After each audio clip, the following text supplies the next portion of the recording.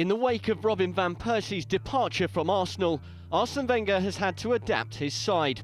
Last year, Van Persie scored 30 Premier League goals for the Gunners, with their next highest scorer being Theo Walcott with just 8.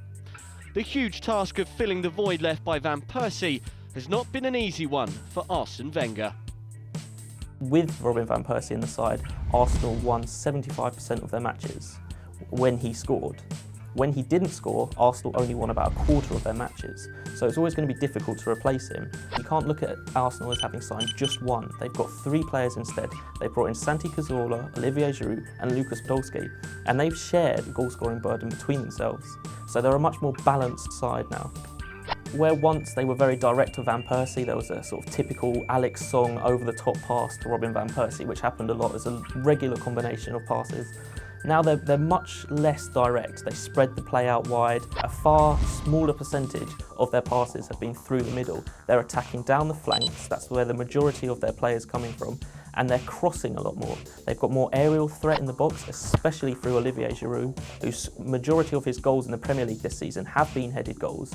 And the effect that has on the rest of the team is that there's more space in the middle of the pitch, for Jack Wilshere especially to exploit. Arsenal have dribbled a lot more this season. There's a greater degree of risk about their play. It's more boom and bust. There's not the great emphasis on passing the ball.